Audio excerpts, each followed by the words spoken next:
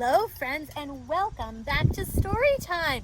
I'm Flyleaf the Book Witch, and we're here with another ooky spooky Halloween book.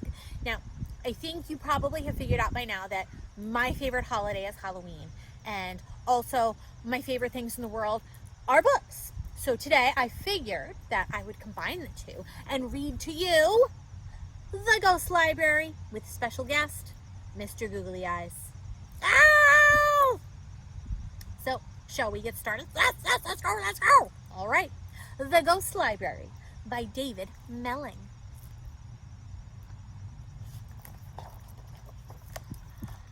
The Ghost Library. Bo had gone to bed early. She wasn't tired, so she decided to read her favorite book. The story was great. It was about a witch who had smelly feet.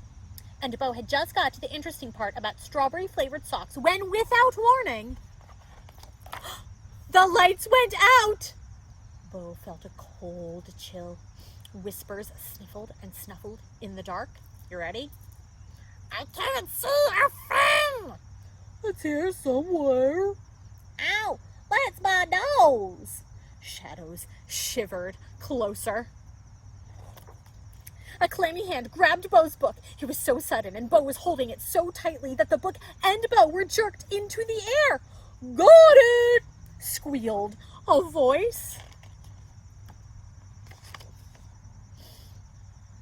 Bo kept her eyes shut and tried not to let go. She didn't see how she passed through her bedroom wall into the night sky and towards a very tall tower which hadn't been there 5 minutes ago. Before she knew it, Bo found herself in the Ghost Library! I must be dreaming, thought Bo. She'd never met any ghosts before, but she had always imagined that if she ever did, they would look very different to the three smiling at her now. Hello, said the tall one. I'm Magpie. I'm Twit, said another, floating around her head. And I'm Puddle Mud, said a third voice from somewhere near her slippers. What a surprise! Welcome to the Ghost Library. What do you mean, surprise? Said Bo. You brought me here. Oh, but yes, said Magpie, looking a little uncomfortable. The thing is, we wanted your book, but you wouldn't let go, so you came with it. He gave the book in Bo's hand another little tug. We collect books for our library. Bo looked up at the shelves, but it's completely empty. You tried to steal my book, Bo said crossly. Oh no, spluttered Puddle Mud. we're not thieves, only we don't have our own books, so we take children's books, read them a few times, then we give them back. They looked sad, and Magpie honked noisily into a tissue. Let's have a story, said Twit quickly. They looked at Bo. You want me to read you a story? She said.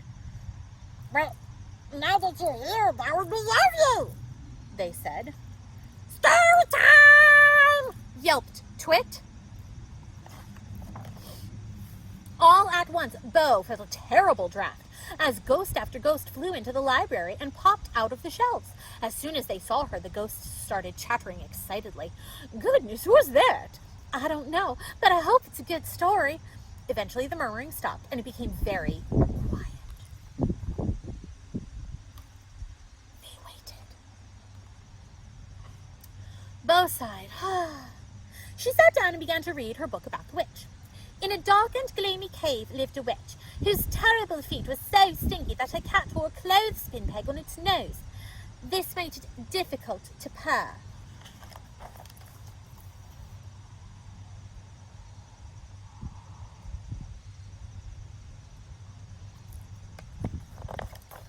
And so as long as she kept her boots on forever, she never smelt her feet again. Bo closed the book. The ghosts were spellbound. Wow, that was a great story, they said. Tell us another. No, said Bo. Now it's your turn. Why don't you tell me a story? Oh, impossible, they blushed.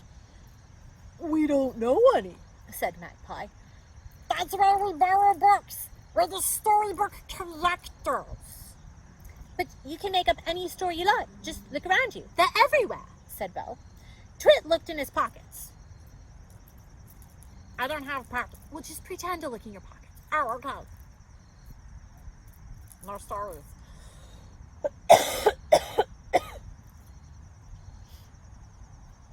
Then he took a peek in Puddlenuts. They all started looking. No, not like that, laughed Bo. I'll help you. Let's swap ideas. The ghosts were so excited, they all shouted their ideas at once. There must be a ghost in that makes loud gibbering noises. And sneaky, creepy shadows with squinty eyes and spider breath. Of course, cried Bo. Let's tell a ghost story. The ghosts decided that Bo was the best at reading stories because she put funny voices in all the right places. So they settled down and listened to her read their story. One damp and spooky night, the 3 storybook collectors crept into the bedroom of a little girl called Bo.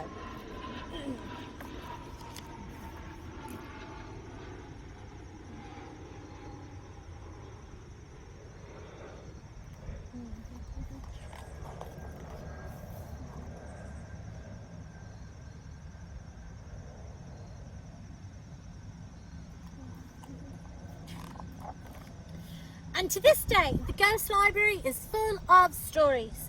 They're mostly about ghosts, but if you look hard enough, you can find one about a witch, a cat, and a clothespin peg. When Bo returned to her room, she found a small card on her pillow. On it were little silver letters that danced and glowed as she read. Friends of the Ghost Library, full membership. And now, sometimes Bo visits the Ghost Library, and sometimes the ghosts visit her. Whichever it is, they always insist that she read to them with all the funny voices in all the right places. The end. I hope you enjoyed this lovely story, and I hope that this inspires you to maybe write a ghost story of your own. I hope you do, and I would love for you to share it with me. There's links down below that your grown-ups can help you with, and I'll see you next time for another Halloween story time. Maybe a special guest, Mr. Google, again.